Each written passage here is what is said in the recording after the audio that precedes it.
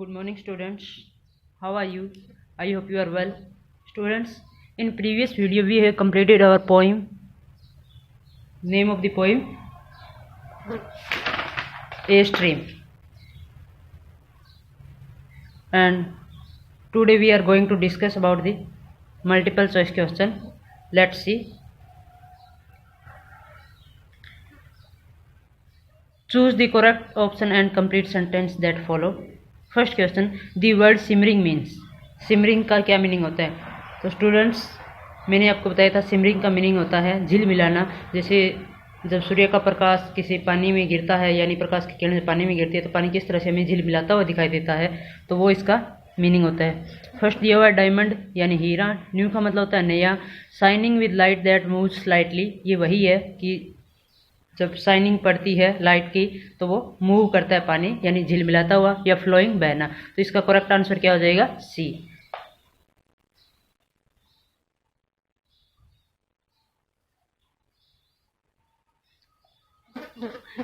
Second है students, the word in the poem that's mean cheerful and positive. Poem में कौन सा word use हुआ है जिसका मीनिंग चीयरफुल यानी बहुत ज़्यादा खुश होना, एंड पॉजिटिव यानी सकारात्मक सोचना या खुश होना बहुत ज़्यादा।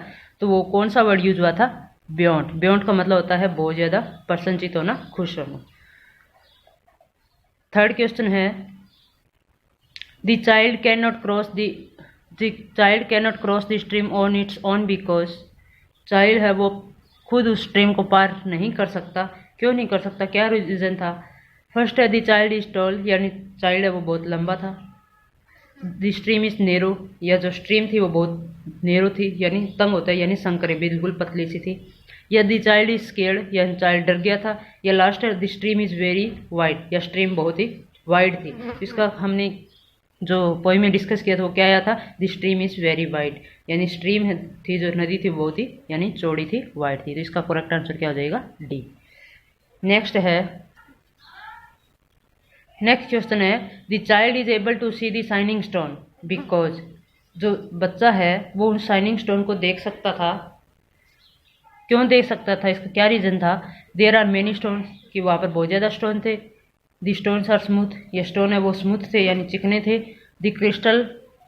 The water is crystal clear, यानी जो पानी है वो बिल्कुल साफ था, निर्मल था, बहुत ज़्यादा यानी साफ था। या द स्टोन आर बिग, या स्टोन बड़े थे। तो इसका हमने क्या पढ़ा था कि जो पानी है बहुत निर्मल था, साफ था, क्लियर था। तो इसका करेक्ट आंसर क्या हो जाएगा? The water is crystal clear. Next question, the child is sad in the end.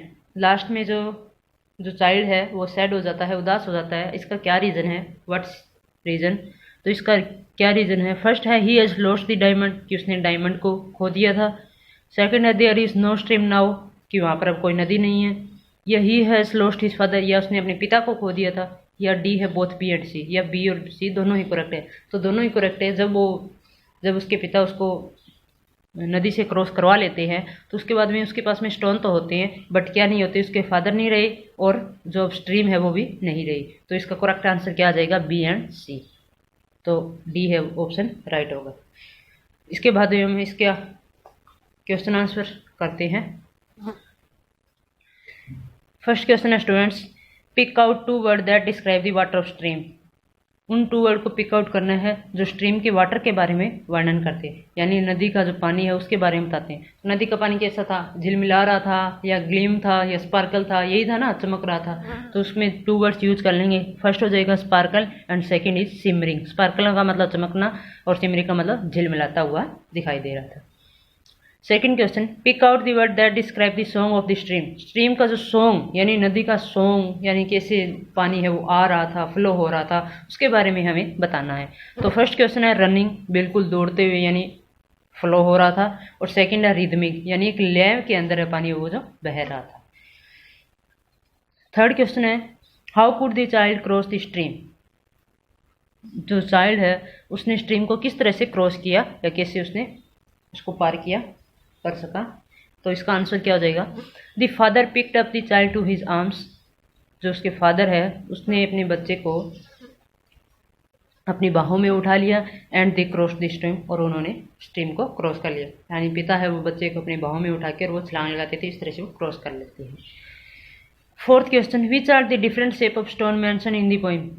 जो पोइम के अंदर जो स्टोन की शेप मेंशन की गई है, यानी स्टोन जो पत्थर थे वहाँ पे उनकी शेप थी, किस तरह की शेप थी वो, तो 3 तरह के आए थे, यानी वो स्क्वायर की शेप में थे और रेक्टेंगल की शेप में थे और कॉन्स, ये 3 शेप थी जो स्टोन की थी। And next question, the child still has the collected diamond but Mrs, ये इसे हमने कंप्लीट करना है। जो चाइल्ड था, जो बच्चा था, उसने डायमंड को तो कलेक्ट करके रख लिया था, उसके पास में डायमंड तो थे यानी हीरे तो थे, बट उसके पास में क्या नहीं थे, उसने क्या मिस कर दिया था, but Mrs the simmering stream, यानी वो झिलमिलाती हुई नदी, यानी वो जो पानी बहुत साफ था या वो जो नदी थी वो अब नहीं रही थी, उसने उसको मिस कर दिया था। एंड सेकेंड क्या था, strong hand of his father, और उसने अपने पिता को खो दिया था, ये उसने मिस कर दिया था। 6th है, the water as clear as crystal, यानी पानी है वो बिल्कुल साफ था, निर्मल था। And last one is, why does the child go to stream every day, जो बच्चा है वो हर रोज़ यानी डेली स्ट्रीम के पास क्यों जाता था, या व्हाट्स द रीज़न, इसका क्या कारण था। तो इसका क्या कारण था स्टूडेंट्स, तो इसका रीज़न क्या था कि जो बच्चा है वो पानी नदी में उन पत्थरों को देखने के लिए क्यों जाता है, क्योंकि वो नदी का पानी बहुत साफ था, तो उसके अंदर अच्छे अच्छे यानी जो उनकी शाइनिंग थी पत्थरों की वो दिखाई दे रही थी, तो उन पत्थरों को वो उठाने की। तो अभी हम इसका आंसर देखते हैं, because the water of the stream is clear, जो नदी का पानी था वो बिल्कुल साफ था। The child can see the shining stones in the water, तो जो बच्चा था वो उसमें पानी के अंदर जो शाइनिंग स्टोन थे यानी जो चमक रहे थे स्टोन उनको देख सकता था। So he goes to look for the stone to the stream, इसलिए वो उनको यानी ढूंढने के लिए यानी उस पानी उस नदी के पास उनकी खोज करने के लिए चला जाता था। तो students, I hope you understood, you have to learn and write these questions. Thank you so much.